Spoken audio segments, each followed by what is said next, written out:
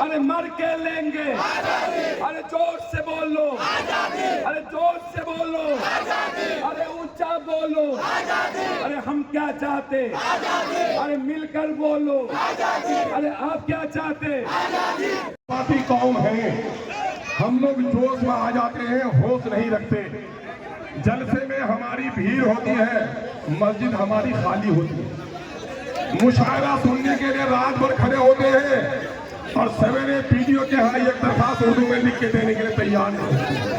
हमारा हाल जो ये है कि हम जोश में अभी आ गए हैं, लेकिन इस जोश में आने से नहीं होगा। सिर्फ एक हाजी साहब, एक पप्पू यादव या अख्तरुल ये कुछ नहीं कर सकता जब तक कि आपका समर्थन नहीं हो। नेता उस वक्त नेता बनता है जब जनता उसके पीछे हो।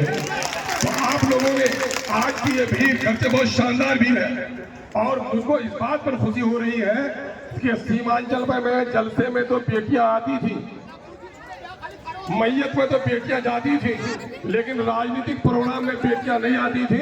अब तो मैं कहता हूँ ये नारी नहीं चिंगारी है, इससे जो उलझेगा वो खाकस्तर हो जाएगा।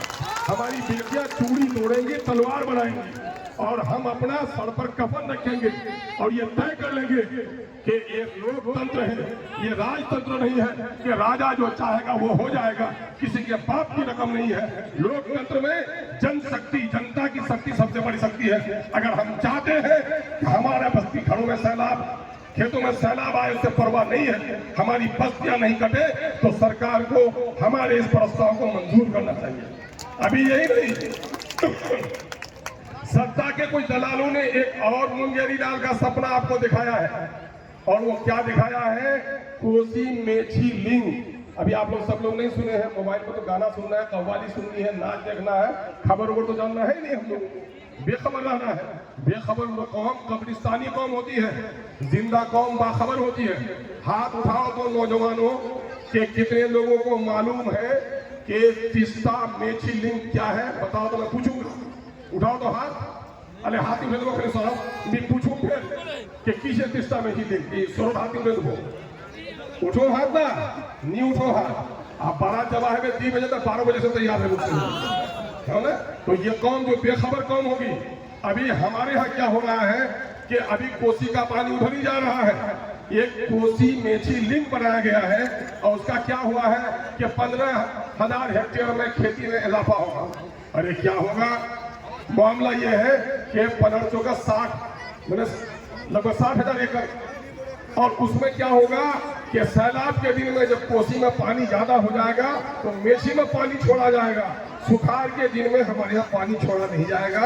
उधर कहता है कोसी के लोगों को कि सैलाब से बचाने के लिए ओवर फ्लड से हम ये पानी तीस्ता में भेजेंगे, मैंने मुसीबत भेज देंगे। वो लोग ताली बजा रहा है और हमारा लोग सोचता है कि हमारे खेत में पानी आ जाएगा, ये भी ताली बजाता है। दोनों को बेवकूफ बना रही है सरकार, इसलिए कि उसका तो सैलाब का पानी कुछ चल जाएगा बहुत कम मात्रा में, लेकिन इस इलाके के लोगों को अब तक जो उनका प्रपोजल है उससे कोई फायदा होने वाला नहीं है। अभी देखिए एक प्रोग्राम हुआ है, अभी लेदर पार्क एक प्रोग्राम आया है चमड़े के लिए। नीतीश कुमार की रेड कारपेट बिछा करके बाहर के लोगों को कहते हैं कि हमारे यहाँ लेके आओ योजना, उसमें चमड़ा हमारे यहाँ मिलता है। तो हमारे यहाँ पांजीपाड़ा के करीब में चमड़े की धुलाई होगी, लेकिन उसका मैन्युफैक्चरिंग जो होगा, उसका जैकेट बनेगा, बैग बनेगा, जूता बनेगा, वो कहाँ बनेगा? वो यहाँ नहीं बनेगा, वो मुजफ्फरपुर में बनेगा। मैंने हम गधा है, बोझ ढोने के लिए हम है और मलाई खाने के लिए पटना में बैठे हुए लोग हैं। इन बेईमानों की इस बात को समझना होगा। इसलिए मेरे भाइयों, हम बड़ी जिम्मेदारी से कहते हैं कि ये बंदा जो खड़ा है आपके सामने, वजारत की कुर्सियां भी इनके कदम में आई, लेकिन कदम डगमगा नहीं सके। शुरू दिन से एक लड़ाई लड़ रहा हूं कि सीमांचल की बेबसी और लाचारी और महरूमी और नाइंसाफी के खिलाफ आवाम को सड़क पर आना होगा। और आज इस सभा को देखकर मुझे बड़ी खुशी हो रही है। पप्पू यादव साहब भी यहाँ पर है, जिला के चेयरमैन भी हैं, सारे एमएलए हैं। इससे बड़ा साथी और आपका कौन होगा? हम लोगों ने सपना देखा था।